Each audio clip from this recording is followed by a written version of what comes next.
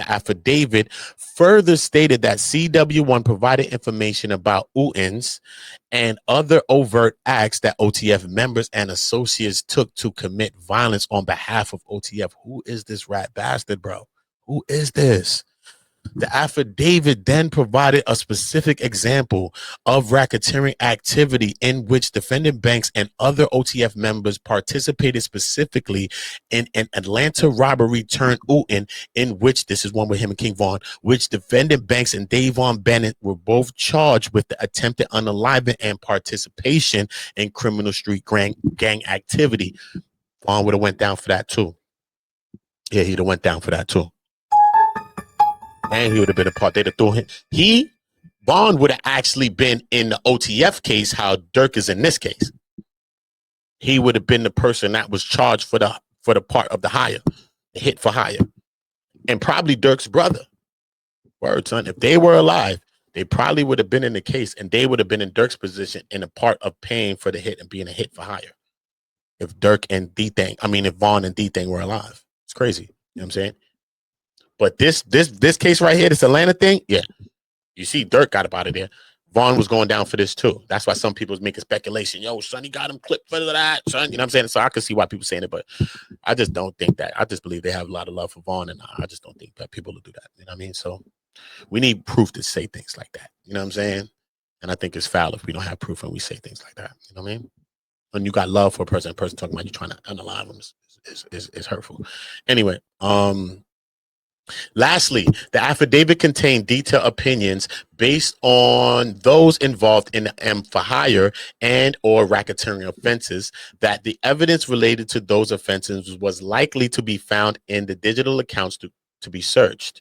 The special agent, the digital devices and the social media accounts often contained gang members or racketeering associates' correspondence, including text, audio, and video messages between associates, as well as items and paraphernalia sufficient to show gang organization and membership. The special agents also opined that both hitmen and their contractors maintain materials about their intended victim in digital devices, including details, communications about the whereabouts of the victims and the motive behind the hit.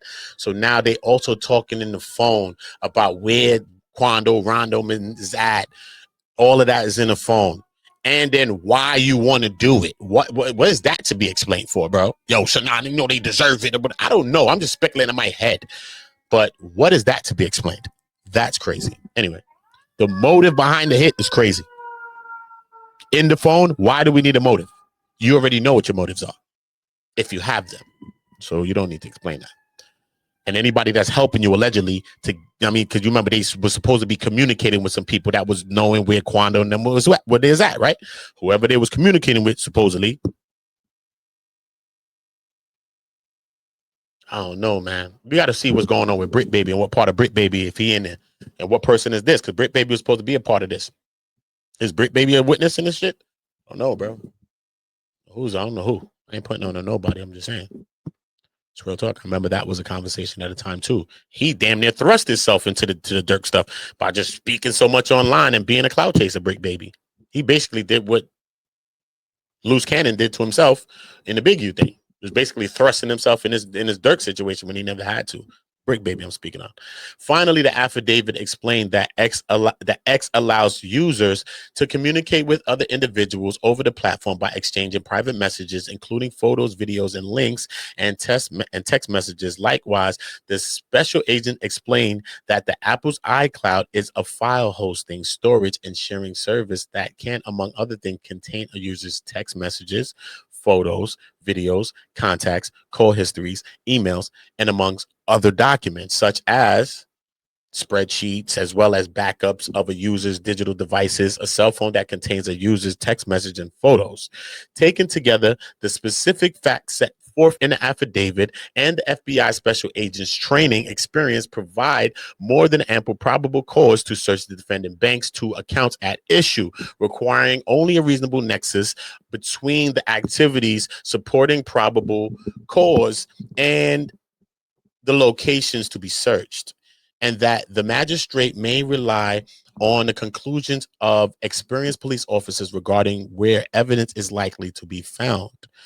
Explaining for a RICO search warrant, any evidence relevant to prove any element of the RICO offense is potentially seizable, including evidence of association and of existence of the enterprise and the evidence of pattern of racketeering activity. Got you there with that one.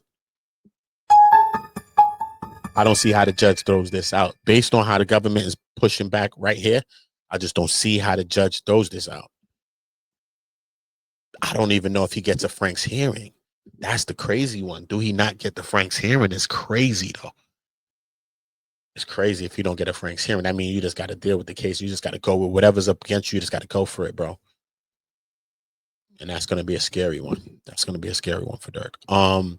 Rejecting the argument that an iCloud account is too broad a place to be searched. I don't know if that's a good basis to be searched, because the law does not require warrants to specify rooms in a house, nor do we require warrants to specify files on a computer. His motion should therefore be denied. Okay. All right, because you finding devices in other places. Maybe it's a computer in the house. Maybe it wasn't Durk. Maybe somebody else was using the computer. Maybe somebody else was using the phones. But maybe things was found in his location, in his crib. You know what I'm saying? Or in the place where it was seized. But we can see that this is some of Durk's arguments that say, "Whoa, this is circumstantial. How you gonna say that's my stuff? One, what are you talking about? And all of that, right?" So we can understand those days. Therefore, his motion should be denied. Okay, cool. The case involved the search, not exciting the case, State versus Grant. Okay, Ninth Circuit Court in 2012. This case was from. It's not on point. That case involved the search of a home belonging to the father of two gang members, one of whom was believed to be connected to an unalivened 9 months before the search. Now, the court found that the affidavit provided no evidence that the father had any connection to the M at issue, or that either of his sons had left the M weapon at his home. Those facts are not analogous of the affidavit at issue in this case, which sets forth the details of a murder. The defendants traveled to California to commit the murder, and the defendant bank's connection to the accounts to be searched. Grant is wholly okay and opposite. Okay, cool. So they saying his case was totally different than Durk's case, because there was nothing that was tying them back to the house of where they searched it.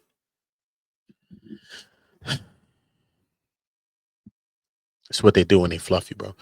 For the foregoing reason, the government respectfully requests that this court deny the defendant's motion to suppress the evidence that's used against them, bro. They punched heavy with the Devon Bennett thing too, though. They threw that up in there and had to get that off.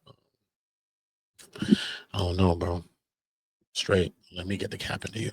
I think they on Durk. But I think that the evidence against him is circumstantial. You know what I'm saying? Unless they really who's the CW1 person? You have to figure this person out. Who's this person? You know what I'm saying? This person knows some stuff, obviously. Is this person in OTF? This person's obviously around OTF. Okay. But that don't mean this person is OTF. Okay. They're just the main witness in this case. But the government is the they I'm talking about and I'm referring to. They are highly referencing CW1 based on highly trained officers and agents. Okay. And CW1's testimonies of whatever he's alleging to them. This is how strong they feel. They have cited CW1 at least 3 times in this motion alone. So that goes to show you they're talking about the significance of his or her, whoever, testimony and how true or plausible it could be. You know what I'm saying?